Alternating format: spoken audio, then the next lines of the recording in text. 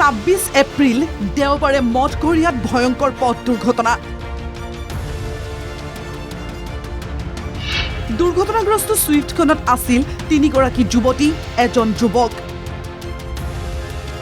কি হৈছিল ক'বলৈ জীয়াই থকা নাই পূজা, আকাংক্ষা আৰু নেহা। অৱশ্যে আৰক্ষীৰ অনুসন্ধানত সেই নিশা গাড়ীখনৰ চালক আৰু 3 যুৱতীৰ যাত্ৰাৰ সমস্ত তথ্য উদ্ধাৰ হৈছে। সন্ধিয়া মাছ খোৱাৰ প্ৰাগজ্যোতিষ সাংস্কৃতিক প্ৰকল্পত ষ্টেণ্ড আপ কমেডি শ্ব' চাই নিশা 11 বজাত ভঙাগড়ৰ একজোৰ বাৰলৈ গৈছিল তেওঁলোক। পুৱতি নিশা 3 বজালৈ বাৰত পাৰ্টি কৰি ওলাই আহিছিল। তীব্ৰ বেগত GS ৰোড আৰু RG বৰুৱা ৰোডত গাড়ী চলাই নাৰেংগীত নেহা খান ওৰফে আৰ্মিনা আহমেদক নমাবলৈ গৈছিল। তেতিয়াই পুৱতি নিশা 4:19 মঠঘৰীয়াত পথত ৰৈ থকা এখন ট্ৰাকত প্ৰচণ্ড খুন্দা ছুইফ্টখনৰ। দেওবাৰে ৰৈ থকা ট্ৰাকখনৰ চালকক গ্ৰেপ্তাৰ কৰা আৰক্ষীয়ে সোমবাৰে সন্ধিয়া ডিব্ৰুগড়ৰ লাহোৱালত গ্ৰেপ্তাৰ কৰে ছুইফ্টখনৰ চালক ছামিম আহমেদক।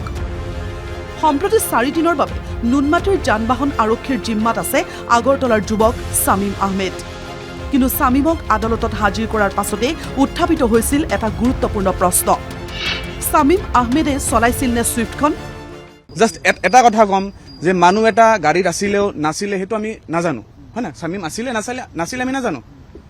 এজিউম কৰি যদিও কওঁ যে ছামিম আছিলে তাতো এক্সিডেণ্ট হৈছে। However was the driver we don't know. As of now আমি নাজানো। ইনভেষ্টিগেশ্যন চলি আছে, পুলিচে কাম কৰি আছে, জুডিচিয়াৰে কাম কৰিছে, আমি আমাৰ কাম কৰি আছো।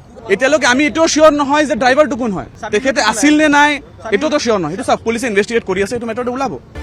আদালতত এই গুৰুত্বপূৰ্ণ প্ৰশ্নৰ উত্তৰ দাখিল কৰিবলৈ দুৰ্ঘটনাগ্ৰস্ত ছুইফ্টখন পৰীক্ষা কৰিবলৈ নুনমাটি থানাত উপস্থিত হ'ল গুৱাহাটীৰ ফৰেনচিক বিজ্ঞান গৱেষণাগাৰৰ দল। গাড়ীখন তন্নতন্নকৈ বিজ্ঞানসন্মতভাৱে পৰীক্ষা কৰিলে ফৰেনচিকৰ দলটোৱে। আৰক্ষীৰ মতে দুৰ্ঘটনাৰ সময়ত গাড়ীৰ স্পীড আছিল প্ৰতি ঘণ্টাত 96 কিলোমিটাৰ। সেই তথ্য বিজ্ঞানসন্মতভাৱে সংগ্ৰহ কৰিছে ফৰেনচিকে। ছামিমে চলাইছিল নে ছুইফ্টখন? তাৰ বাবে সংগ্ৰহ কৰা হৈছে গাড়ীৰ ষ্টিয়াৰিঙৰ ফিংগাৰপ্ৰিণ্ট। গাড়ীৰ ভিতৰৰ পৰা সংগ্ৰহ কৰা হৈছে ছামিমৰ DNA। এই সকলো নমুনা ফৰেনচিকত পুংখানুপুংখভাৱে পৰীক্ষা কৰি যান-বাহন আৰক্ষীক দাখিল কৰিব ফৰেনচিকে।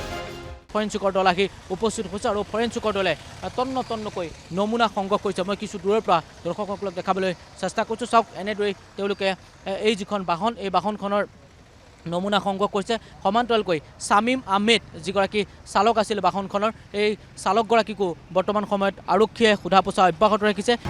ইপিনে মঠঘৰীয়াৰ দুৰ্ঘটনাৰ পাছতেই উন্মোচিত হৈছিল আবকাৰী নীতি উলংঘা কৰি একজোৰ বাৰ কৰ্তৃপক্ষই পুৱতি নিশালৈ বাৰ খোলা ৰখাৰ তথ্য।